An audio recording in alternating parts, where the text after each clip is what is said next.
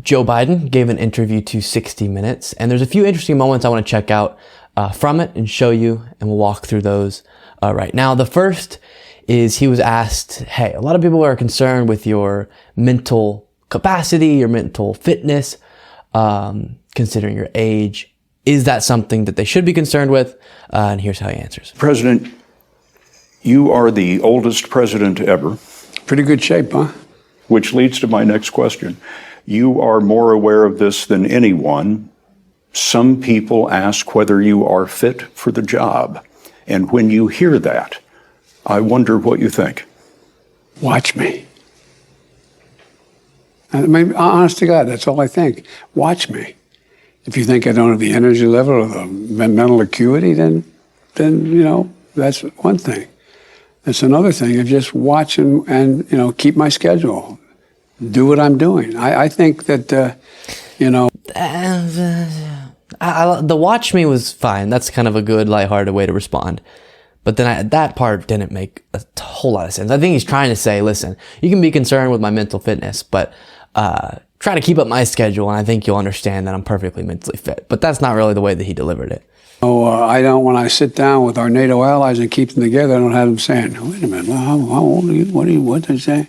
You know, I mean, it's a matter of, you know, that old expression, the proof of the pudding's in the eating. I mean, I respect the fact that such a Joe Biden response. People would say, you know, you're old. But I think it relates to how much energy you have and whether or not the job you're doing is one consistent with what any person of any age would be able to do. How would you say your mental focus is? Oh, it's focused. I haven't, look, I have trouble even saying to myself, my own head, the number of years. I no more think of myself as being as old as I am than fly. Why is he so folksy? It's so funny. I mean, it's just not, I haven't observed anything in terms of, there's not things I don't do now that I did before, whether it's physical or mental or anything else. So listen, is there a valid concern about his age and mental fitness? Yeah, absolutely. Of course, we've talked about it. To me, it's mostly present in his communication ability. I think that day to day, operationally, he's fine and can, you know, go through briefings, process strategic stuff fine. I think it's more the ability for him to effectively kind of speak has gotten worse. Now we've seen recently a resurgence of his ability in a lot of these rallies and stuff, and that's why kind of the Dark Brandon meme came up, where he got these political successes. Simultaneously, he started getting way better at delivering remarks and stuff. But I think it's perfectly reasonable to be concerned with that, and for that to be a reason why you don't want him to run for re-election. But if he is going to be asked that question, I think that response is the best that can be given, with some minor stylistic changes. But just the root of it being, listen, watch me. I think you should just compare me to what someone younger could do. And I'd venture to say that I'm doing just as good as anybody younger, is kind of the response he's trying to give. And there's not things he could previously do coming from him that he can't do now. I don't agree. I do think there's communication things, again, that he did way better previously than he does now. If you watch earlier speeches, earlier debates, he's much more effective than he could ever be now. But as far as privately, he's saying that he's able to do the same stuff. So, you know, take that for what it is. Next, he's asked if he's planning on running for president. And this is actually a softer, less committed response than I'm familiar with him giving previously. So he might actually be backpedaling a little bit, but you can judge for yourself. Sir, are you committed to running again? Or are there certain conditions that have to be right? Look, if I were to say to you, I'm running again, all of a sudden a whole range of things come into play that I have requirements I have to change and move. So this beginning is as if he's definitely running. Because if you're saying the only reason why I'm not announcing is so that I don't have to go through the official, campaign processes to do that rightfully, because there are regulations around it, that sounds like you're definitely running. But then later in this clip, you'll see it's less certain. Would do. In terms of election laws. In terms of election laws. And it's much too early to make that kind of decision. I'm a great respecter of fate. And so what I'm doing is I'm doing my job. I'm going to do that I do want to job. say, we've been complimenting the old Dark brand a lot lately. I hate that. I hate that. I do not like when people say, it's far too early for me to... No, you're deciding if you're going to try to stay 4 more years as the most powerful person in our country for sure, possibly the planet. I think you should think a few years out. It's not far too early to consider that. Also, don't leave it up to fate, please. Please grab fate by the steering wheel and drive that car. Okay.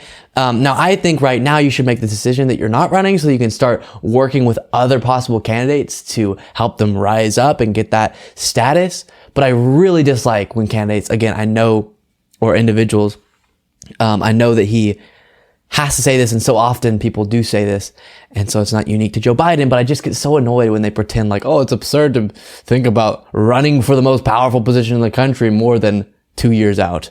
I've been within the time frame that makes sense after this next election cycle here, going into next year, make a judgment of what to do. You say that it's much too early to make that decision. I take it the decision has not been made in your own head. Look, my intention, as I said to begin with, is that I would run again, but it's just an intention. But is it a firm decision that I run again? That remains to be seen. So that's the part that's way lighter than he was saying before. He even recognized, previously I've been saying it's my intention to run. And so it is just an intention, and we'll see. It's yet to be seen, is what he said. So that to me is a little bit of a backing away from being as certain as he was at least portraying publicly previously. And maybe that is a sign of him realizing, I don't think I could do another 4 years, or I don't think I would be the best candidate for the Democratic Party. Whatever it is, seems to be a little bit less confident as before. And again, I just wish, and it's not just Joe Biden, I just wish all politicians would be less weird and pretendy about that type of stuff and say, listen, I can't tell you my decision, but I made my decision. Or if they're actually honestly saying, I haven't really decided if I'm going to run for president, then that actually irritates me, because you should think about that a long way out. And right now, the entire Democratic Party apparatus should be figuring out how to make sure that Trump or another dangerous right-winger doesn't get in power.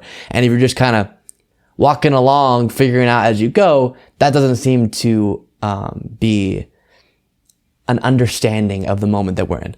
Here is him getting asked if Putin gets fast and loose with nuclear weapons, what Biden's response would be. As Ukraine succeeds on the battlefield, Vladimir Putin is becoming embarrassed and pushed into a corner. And I wonder, Mr. President, what you would say to him if he is considering using chemical or tactical nuclear weapons. Don't. It will change the face of war unlike anything since World War II. And the consequences I don't know why it got so quiet there. Don't. So that would be what? What would the U.S. response be? Do you think I would tell you if I knew exactly what it would be? Of course I'm not going to tell you. It'll be consequential. They'll become more of a pariah in the world than they ever have been. And depending on the extent of what they do, will determine what response would occur. So, don't. I agree with that. And then, do you think I would tell you? I think that's fair as well. When talking about what our response would be to some sort of tactical nuke decision by Vladimir Putin, I think it's fair to say, listen, if I had a direct plan, which I might, I'm not going to say that publicly, but definitely a scary possibility. And then here's him getting asked and responding to Trump's handling of the classified documents. When you saw the photograph of the top secret documents laid out on the floor at Mar-a-Lago, what did you think to yourself, looking at that image? How that could possibly happen, how anyone could be that irresponsible. And I thought, what data was in there that may compromise sources and methods? By that I mean names of people who helped, or et cetera. And it's just totally irresponsible. And you agree with that?